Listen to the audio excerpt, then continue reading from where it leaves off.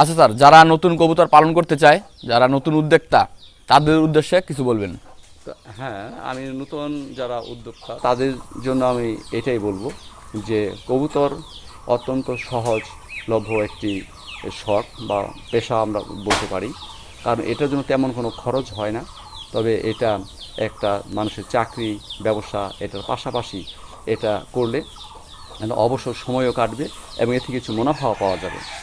কারণ ভবিষ্যতে যারা কবুতর পালন করতে চান তাদের জন্য আমার এই কথা যে আসলে এটা অত্যন্ত সহজলভ্য এবং শখ। আর এটা পালন করলে আমরা সবসময় দেখা যাবে যে কবুতরের বাচ্চা মাংস অত্যন্ত সুস্বাদু, সেটা খেতে পারবো, কিছু পয়সা আসবে এবং অবসর বিনোদনের জন্য এটা একটি অন্যতম দিক। এই বলে আমি আমার কথা শেষ করছি। সবাই সুস্থ থাকুন, ভালো থাকুন, এই কামনা